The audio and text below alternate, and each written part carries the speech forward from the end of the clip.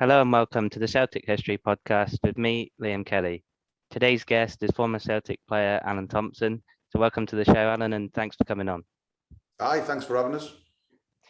So I've got Alan on today to talk about his new book, A Geordie Bhoy. That's available, I've just seen on social media, that's available from the 1st of December. Is that correct? Yeah, that's correct. Yeah, it's been a long time coming. There's been a few issues. The guy who's writing it, his wife was diagnosed cancer, so kind of put it back a little bit. So it took longer than we would have liked, but it's all done and dusted. And I'm due to go up to Glasgow possibly next Wednesday and get the first book and get some photographs for the first book off the printer. So I'm looking forward to it. Yeah, and I see it's available on pre-order as well. I noticed on Amazon as well. Yeah, Amazon pre-order and Warcry Publishing. I think the Kindle's also available, and then there'll be an audio to follow as well. So yeah, all good. Yep. So just start things off by firstly sort of asking, how did the idea for the book come about? Was it something that you'd always planned to do? Because I noticed from that sort of famous Seville team that you were part of, it's like Petrov, Lennon, Sutton, Hartson, now McNamara as well. They've all done books, and as well as the fact you've all had great careers, there's all big stories off the pitch as well. I mean, particularly say the likes of Stan and John Hartson and see Jackie McNamara have had like health issues off the pitch, and so there's lots of stories to go with the football side. So just wondered, was it something that you'd all planned or ever spoken about? No, I'd never always planned to do one. I never even planned to do one at all. I've had contact with people in the past who've asked me to do one and stuff, and I've always passed on it. But I just thought the time was right now, as you've said. Lots of my ex-teammates, Chris and Lenny and John and Jackie and Stillian, they've all done books, and it was just. It's about my football career. It's about life after football since I retired. So it's interesting. I talk about a lot of things in there that a lot of people won't know about, mental health stuff and all that. So it'll be a good read, but it's something that I just felt the time was right now to get it off my chest and talk about it in the open. Yeah, because I mean, a lot of people, particularly Celtic fans that listen to this podcast, they'll just know you as a player, so we don't really know you as a person. And obviously, that's the case with pretty much any of the footballers. So it'd be good to see that whole, like, some of the personal stories and a few different bits about your life away from football as well. Without a doubt. I mean, one of the major events, which I know it's included in the book, so I won't sort of give too much away, but you had quite a bad car crash, didn't you, when you were younger, before you'd even started sort of really kick-started your professional career. I mean, what can happen with that incident? Well, obviously it goes into quite a lot of detail in the book. I was 16, I'd not long left school, just about to embark on hopefully a glittering career, and I had a serious car accident, and it was going to be touch and go whether I'd walk again. I was extremely lucky. I could have been in a wheelchair being fed through a tube. So I missed a lot of my childhood football. 16 to 18 was disrupted through the severity of the neck break. So yeah, I was lucky to get back, and as I say, it's all in there in detail in the book, but I was extremely lucky boy. Yeah, I mean, luckily you not only did recover, as you say, some people don't ever walk again after an injury like that. You didn't just recover in terms of your basic health, but actually went on to have a proper football career. So you coming through with your boyhood club at Newcastle, and then you stood out at Bolton, you played for Villa.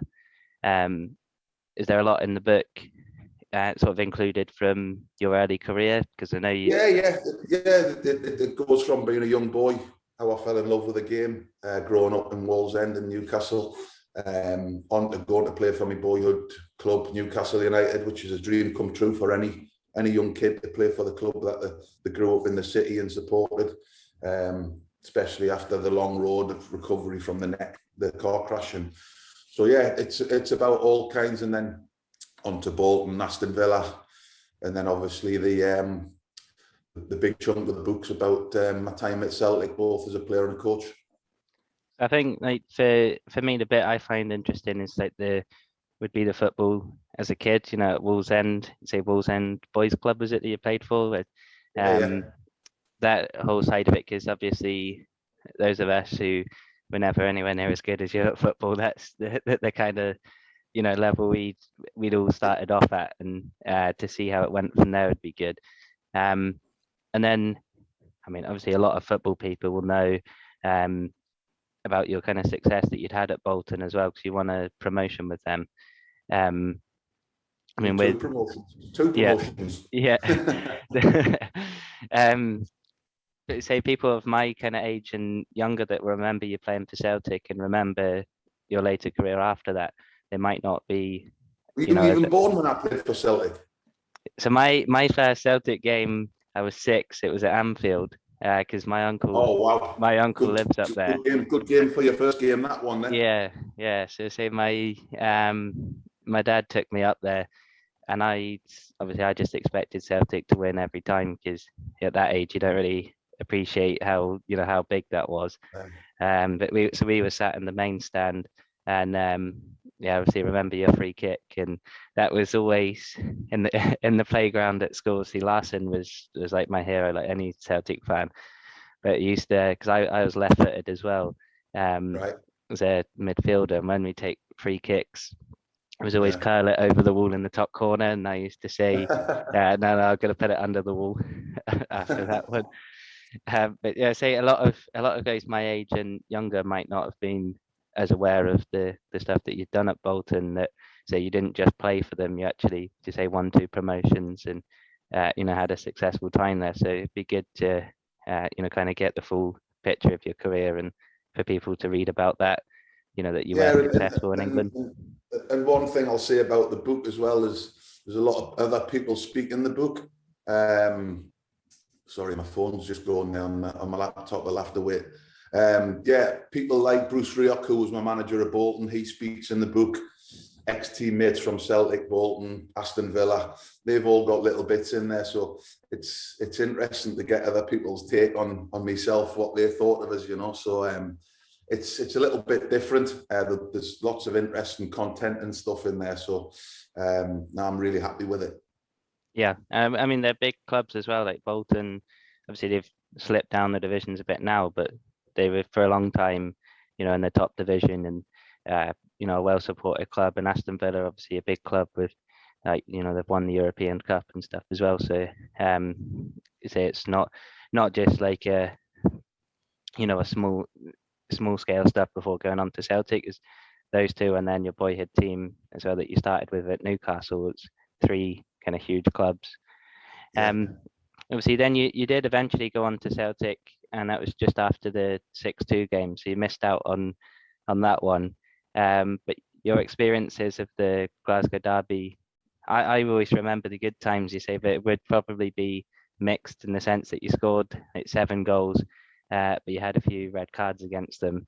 One of the questions I wanted to ask about that was, did the players actually dislike each other, because those games were so intense? Was there a dislike, or was it just the fact that it was so important to win trophies, those matches, really?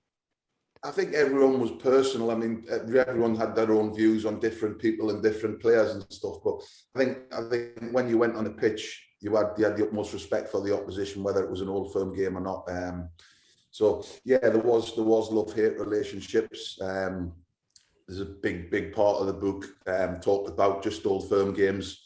Obviously the red cards and the goals you've mentioned, and my relationship with Fernando Rickson, God bless him.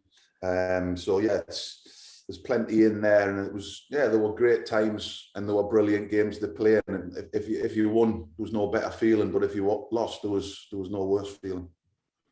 Because I often wondered as well. See, when you sign for Celtic, are you, as a new player, are you made aware by the club of the basics of the kind of history of that story of the Irish immigrants founding the club for the Irish community to kind of feed the poor and that. So then you get a sense of. I knew a bit about it. My mother's family, the Kellys, are Irish, and I knew the tradition and the history and the great players who played for the club over the years, and '67 winning the European Cup, and I had mates who were already at the club at the time, Tommy Johnson, Alan Stubbs, who I played with at Bolton. So yeah, I followed it and I kept an eye on it and I knew what it was all about. But it's not until you get there do you realise the size of it. Yeah, because I mean, there's players in like recent times. You think of Kieran Tierney and stuff that have grown up in that, so they know what that fixture is about and the history of that rivalry, that sort of type of thing. So they understand the ins and outs of the fixture. But I often wondered with some of the players that didn't grow up with Celtic or that had come from abroad, if they understood kind of why the two sides disliked each other and everything about that. So I suppose even if they don't, they'll realise pretty quickly that it's quite an important game. Absolutely. It's not just the English boys coming up to Scotland or what have you. It's who might have an idea about it or more of an idea than the foreign boys who come in. And obviously there's a lot of foreign players who come from abroad into Scotland. And like you say, if they don't know much about it when they come through the door, they know a lot about it when they leave. And I've got a lot of fond memories of it. So yeah, brilliant. So you scored a lot of important goals, say in Europe, goals against Bayern Munich, Stuttgart, Barcelona, Liverpool. On top of that, see the 7 goals I mentioned against Rangers. And then you've also scored some goals which weren't as important, but were pretty special, like the volley against Dunfermline, where the free kicks hit the wall and come back and you smashed it in. And I think I'd seen on Twitter that you said the best goal you scored, although probably one of the least important ones, but the actual best for quality. But I think it was Tampa Bay Mutiny, yeah, is it? Like Tampa Bay Mutiny, yeah. I think yeah. that would take some beating, that one. It was in a winter break over in Florida, so it was a nothing game, but it's one of those goals that you won't forget. So if anyone hasn't seen it, the video is up on social media where you've hit it from about 30 yards on the right foot right into the top corner. So I mean, I guess you get these questions a lot about the goals you'd scored. So rather than that, I wanted to ask you, so besides Henrik Larsson, who would have been the best player that you played with in your whole career, not necessarily with Celtic, just in your whole kind of football career? I think the one that always stands out for me would be Peter Beardsley. Watching him as a kid at Newcastle United, just a football brain like a computer. It was just always ticking. It was always thinking. It was ahead of everyone else, and it was just pure natural ability. You can't coach that. You can't teach that. Peter would probably be the one. Although when I played with him, it was at the end of his career, the beginning of my career at Bolton Wanderers. But having watched him as a kid and then had the opportunity to play with him at Bolton, I'd say Peter would be the standout one, yeah. I mean, that would be interesting again, and say for the younger sort of readers that might not be aware that you'd actually played with players like that they might think of the Larsons and Petrovs and Suttons. But say Peter Beardsley is like an iconic figure in his own right. And see a legend in English football. So it'd be good for people to get a bit of an insight of what it was like to play alongside people like that, away from Celtic. He's a big Celtic fan as well, Peter. He's a big Celtic fan, so that makes it even better. Yeah.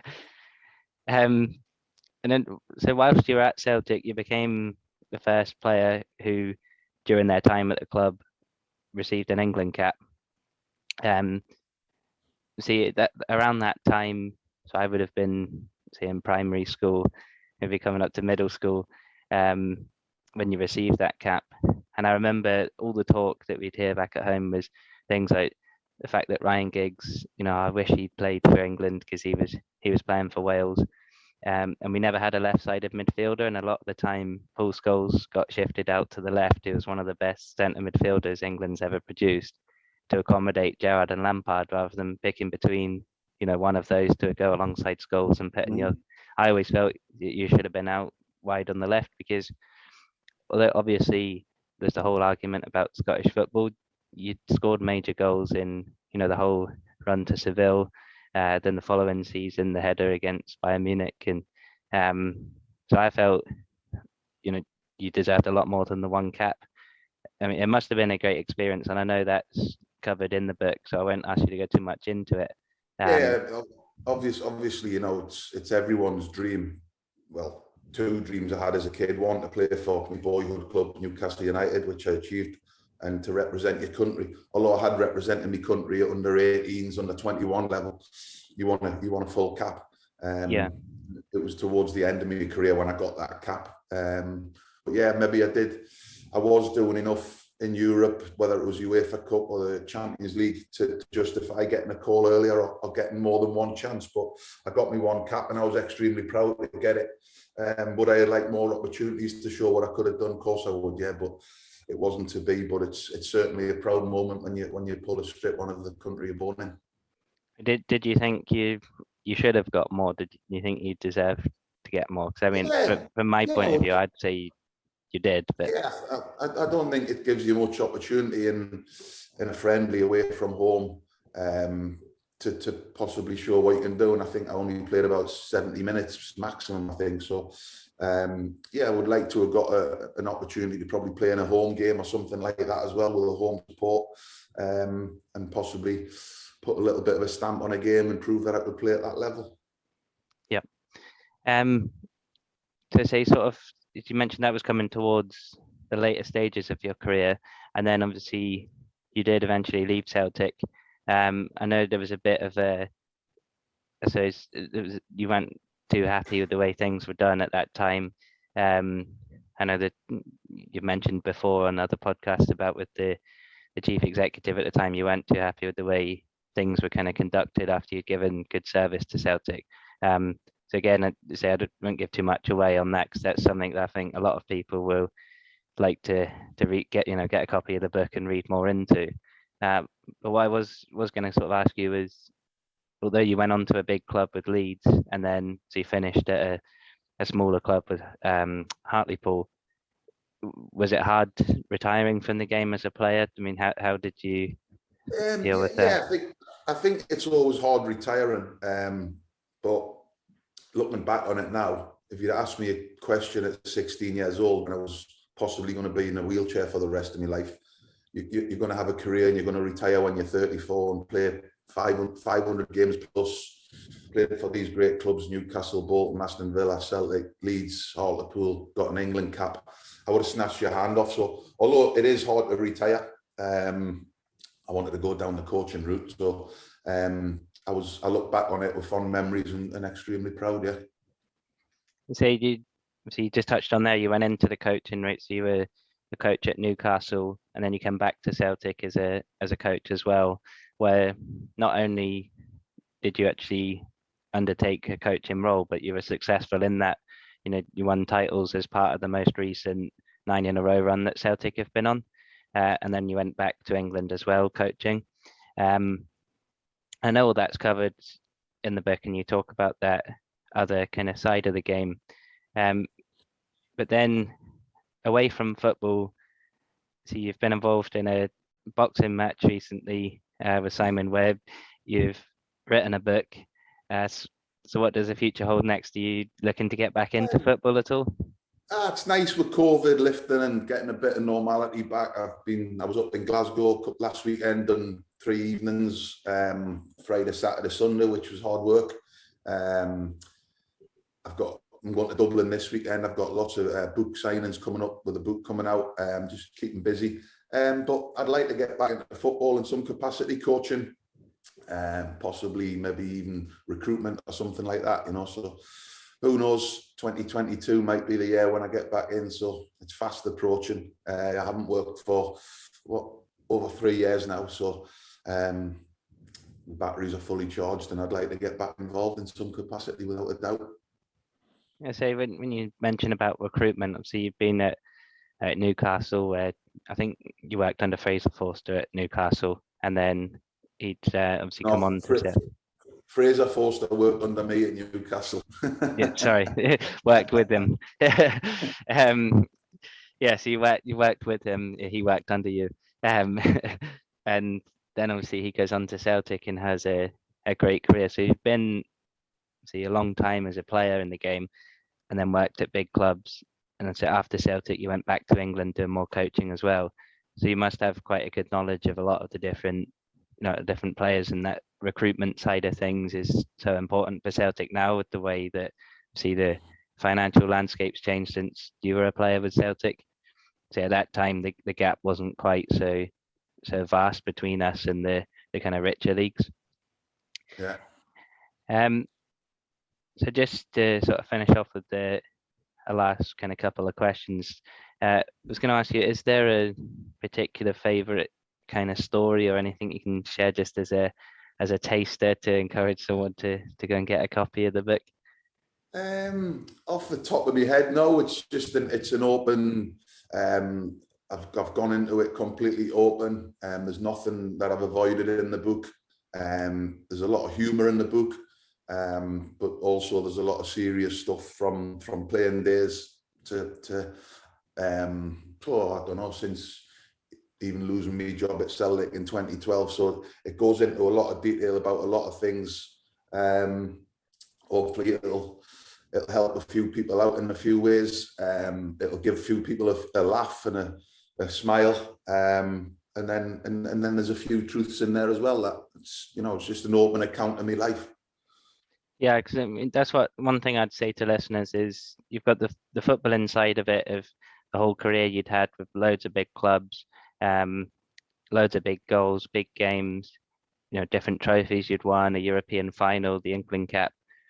And then aside from the playing side of things, you got a bit of the inspirational stories. So you talk about mental health, obviously the car crash that you recovered from, but then also there must be a lot of humor in it, because I know, so I know you have to kind of be careful about what you talk about with the book, but I know that there would be stories with like the Lucozade incident with Mourinho, the locker incident in the lockers, so in the changing room with the locker with Bobo Balde.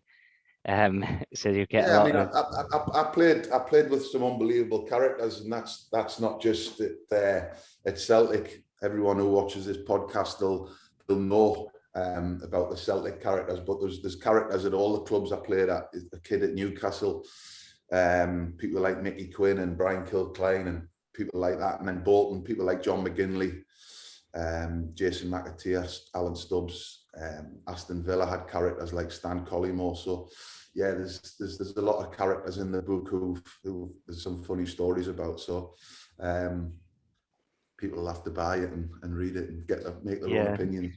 I say if there's people that are interested in the football side, they'll know about that.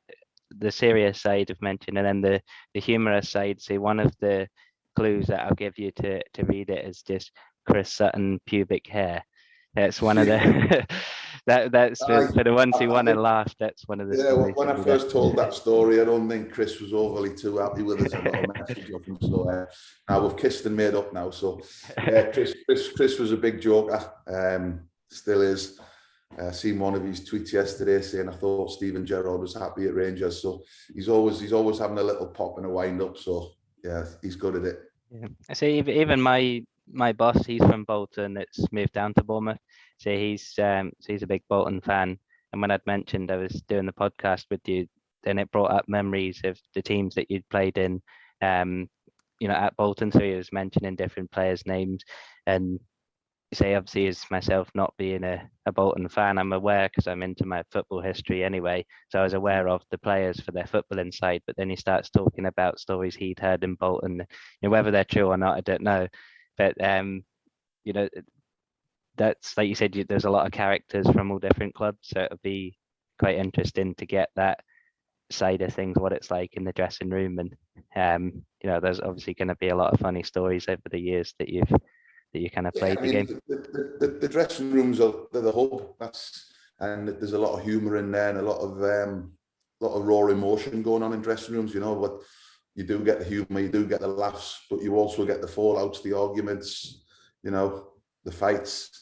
So it's an interesting place, the dressing room. It's one that I think every footballer, when they retire from playing, they miss. That dressing room atmosphere, the camaraderie, the highs, the lows, the winning, the losing, the red cards, or the massive wins against big clubs and stuff. So yeah, the dressing room's a massive part of a football club, obviously, and that's one that gets spoken about a lot in the book. Yeah, yeah. So even just like, so I've never played above semi-professional. Even just in that much lower level from anything you've played in, obviously we still take it seriously at that level. And there's guys that on the pitch, the way they are, my mates that play for other teams in our league will say, oh, you know, he's an idiot, or you know, they can't stand him, and say, actually, if you're in the same dressing room with him, you realise he's actually a totally different character from what you see on the pitch. And 100%, yeah. And then you know, I miss because I've Everyone, not played. everyone thought I was a fighter because I'd get involved with a few tear-ups with certain players, and then when I done the boxing match a few weeks ago, I think everyone realised I wasn't a fighter. So people have different opinions, but no, I Yeah, enjoyed but the boxing. to be fair enjoyed though, the boxing. Yeah. to be fair, I mean, if anybody got hit with a shot like that, they'd probably not enjoy it too much anyway. So I won't be doing it again. So just lastly to finish off and say, so the book's called A Geordie Bhoy. That's actually spelled Bhoy. It's published by Warcry Publishing, and written by Jamie Boyle. So the book comes out on the 1st of December.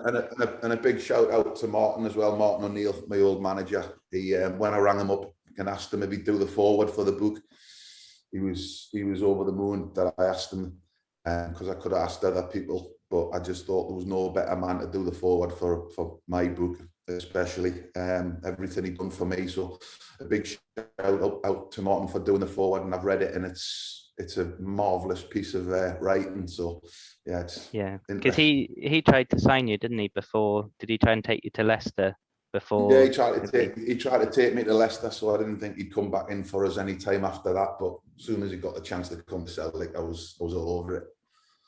Yeah, and obviously he and yourself and everybody else in that team gave us some of the best memories. Like say, for me, I probably didn't appreciate it at the time because I was so young. But I doubt if I'll ever see a better Celtic team in my lifetime, really. So I thought under Brendan Rodgers we might get something close to it, but it never. It happened domestically, but obviously never in Europe. So yeah, so say the book comes out on the 1st of December. It's already available on pre-order on Amazon. So where can people buy the book when it comes out? It'll all be out on Twitter and social media and stuff, and then it'll be available in good bookshops, obviously Amazon, Warcry Publishing, and then, as I said, look out for the audio version and all the links and stuff like that will be on the social media, and it'll be out there for people to hopefully get and have a good read. Yeah. So when I put this episode out in the description, I'll put a link to the Amazon page for the pre-order as well for now, and obviously just put a note of those details for when it comes out from the 1st of December. So thank you. So thanks a lot for coming on today, and I hope people enjoyed it that listened to that, and they got a bit of a taster for kind of what type of things included in the book. And obviously, if you want to read some of those funny stories and find out more about your exit from Celtic and all the times you spent in football, then so you'd have to get the book, and I'm sure a lot of listeners will go ahead and do that. See, they know everything you've achieved on the pitch, and there's a lot to find out from off the pitch. So you say everybody get your pre-orders in, or get ahead from the 1st of December, following the links from social media. So thanks again for coming on and speaking to us, and I hope the book goes well for you. Thanks for having me, Liam. Thanks for having me. Cheers. Thank you.